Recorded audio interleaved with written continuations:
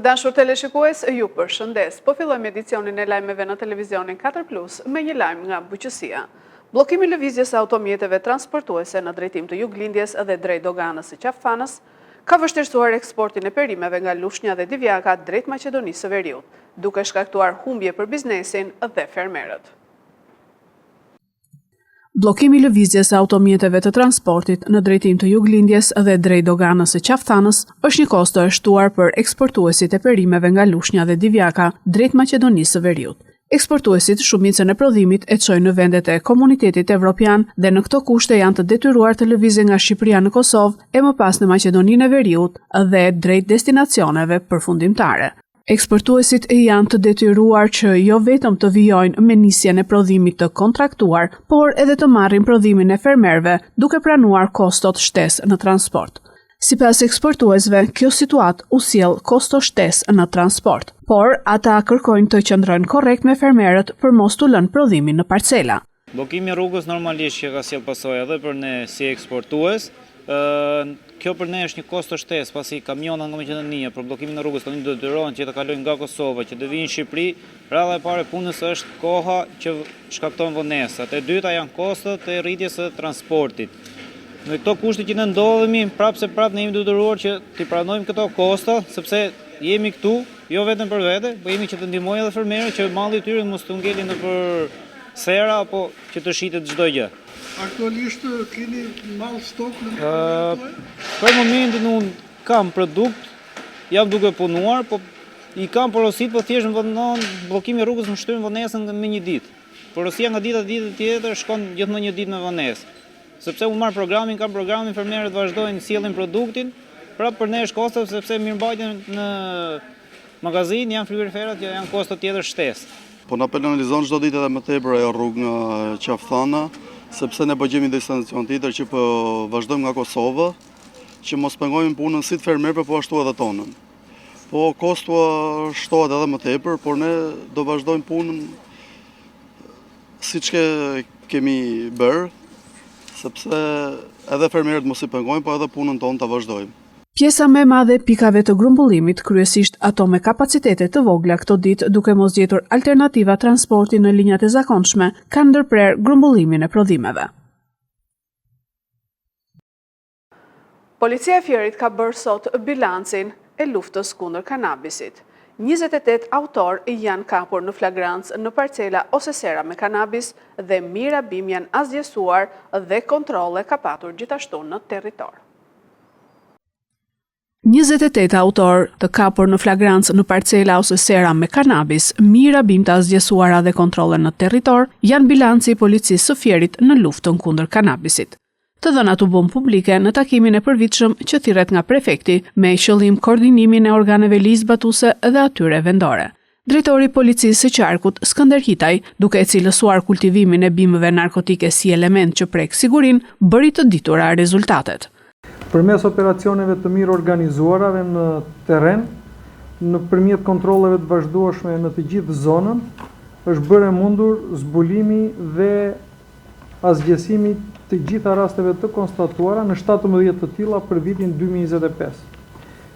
Të 17 rastet kanë qenë me autor dhe gjatë vitit 2025 vlen të përmendet që është bërë një punë e mirë nga gjithë strukturat për faktin që janë kapur në flagrancë të gjithë autorët e krimit në vendin ku kultivonin bimët narkotike në bazë të informacioneve policore, në bazë të procedimeve penale të ndjekura, dhe kjo është si fal rezultatit shumë të mirë të burimeve të informacionit që kemi patur. Në këto raste janë proceduar total 28 autor, nga cilët 21 janë arrestuar në flagrancë dhe 6 ndiqen në gjendje të lirë. Në të gjitha rastet evidentuar janë gjetur dhe asgjësuar 6068 bimë narkotike dhe 3237 fidan. Për periudhën janar-dhjetor të vitit 2025 kemi kryer 26752 kontrolle, nga këto 16061 sera, 740 magazina, 72 objekte ushtarake, 210 stalla apostane, 849 banesat braktisura dhe 8820 ambiente të hapur. bashkëpunimi me prokurorinë, agjencitë e tjera ligjzbatuese, njësitë e qeverisjes vendore, institucionet lokale ka qenë faktor kyç në arritjen e këtyre rezultateve.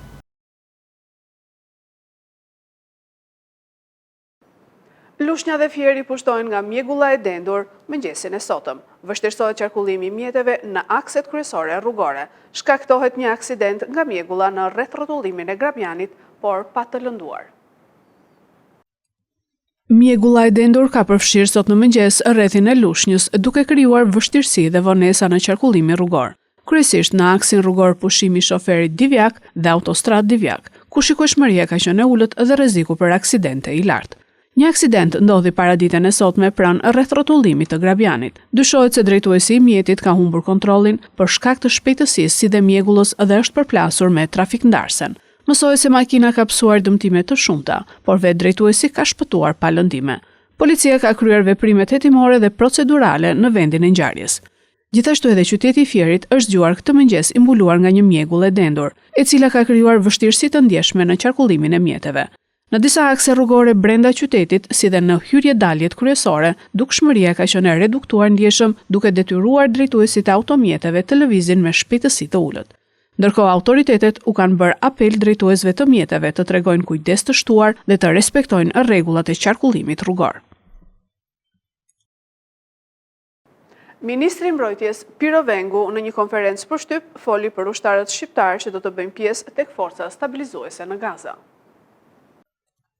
Ministri i Mbrojtjes Piro Vengu, para gazetarëve duke mos treguar shumë detaje, deklaroi se Shqipëria ka rënë dakord për pjesëmarrje në fazën e parë në shtabin për Gazën, ndërsa vijojnë konsultimet me aleatët për detajet dhe numrin e pjesëmarrësve në forcën stabilizuese në Gaza, siç u vendos në bordin e paqes në Washington.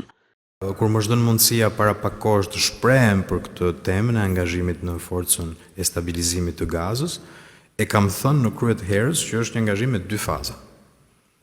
Shqipëria përfshihet në shtab dhe nga momenti që ka një qartësi operacionale për mënyrën se si aleatët do veprojnë, kush do jenë rregullat e angazhimit, rregullat e luftimit praktikisht, atëherë Shqipëria do angazhohet me forca konkrete në ombrellën e një vendi aleat.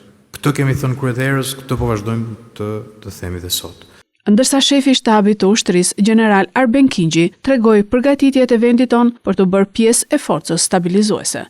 Aktualisht neve kemi deklaruar pjesëmarrjen në fazën e parë me oficerët në shtabin e këtij operacioni, në shtabin që do krijohet për këtë qëllim. Njëkohësisht jemi duke punuar me aleatët tanë për detajet e tjera. Nuk kemi përcaktuar akoma numrin e saktë të pjesëmarrësve, nuk ka ndonjë gjë konkrete në lidhje për këtë gjë. Por Shqipëria ka shprehur dakordsim për marrjen e këtyre. Njëkohësisht jemi në diskutime edhe me aleatët për framework nation, shtetin në të cilin do të jetë aty, në të cilin neve pastaj do vazhdojmë detajet tona. Në konferencë, ministri foli edhe për ecurinë e rekrutimeve të reja. Kemi 3 faza rekrutimesh, 3 procese rekrutimesh gjatë vitit. Është përmbyllur faza e parë me 252 fitues të shpallur këtë muaj dhe që kanë filluar sot stërvitjen në qendrat tona stërvitore, me një shpërndarje në mbarë gjeografinë e vendit, që është e vërteta, duke dëshmuar edhe aftësinë tërheqje të vokacionit ushtarak, sepse nëse konsiderojmë 14 mujorin e fundit dhe me këtë prurje të re të këtyre ditëve, praktikisht janë shtuar forcave të armatosura 1000 personel aktiv. Misioni Faktmbledhës i Partisë Popullore Evropiane zhvilloi një takim që zgjati 2 orë me kryetarin e Partisë Demokratike Berisha në Selim Blu. Tema kryesore ishte zgjedhjet dhe narkoshteti. Kryetari i Partisë Demokratike Sali Berisha priti sot një takim misionin Faktmbledhës të Partisë Popullore Evropiane. Lideri i opozitës zbardhi detaje nga takimi duke theksuar se pjesëmarrës ishin përfaqësues të 28 partive, ndërsa tema kryesore e diskutimeve ishin zgjedhjet dhe narkoshteti.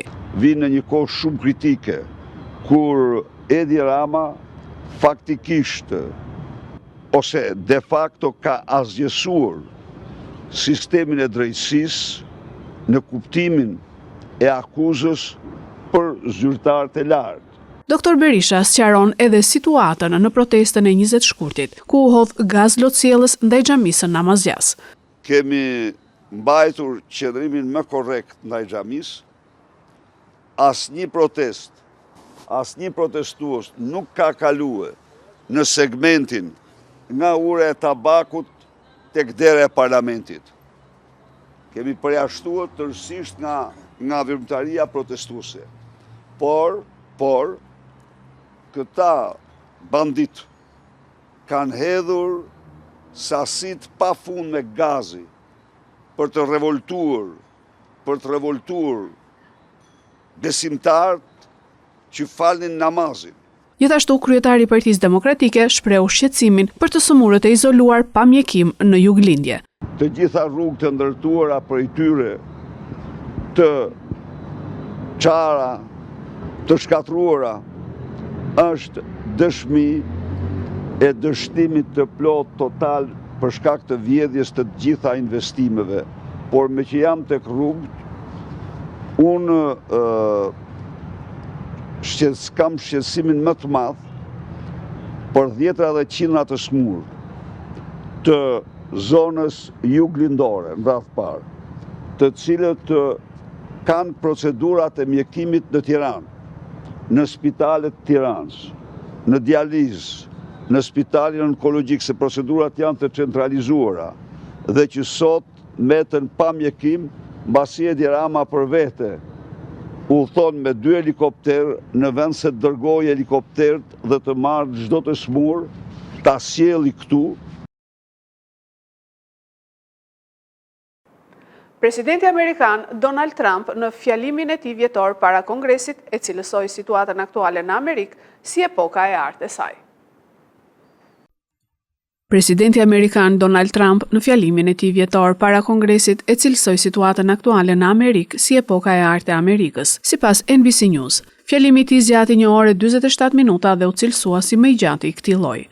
Presidenti theksoi se ekonomia amerikane po lulëzon si kurrë më parë dhe premtoi se do të ruajë tarifat e njëanshme ndaj mallrave të huaja, pavarësisht një vendimi të pafavorshëm të Gjykatës Supreme. Ai deklaroi se tarifat do të mbeten në fuqi përmes bazave alternative ligjore dhe në fund mund të zëvendësojnë tatimet mbi të ardhurat, ndonse shumica e ekonomistëve argumentojnë se kostoja e tyre bie kryesisht mbi konsumatorët amerikanë.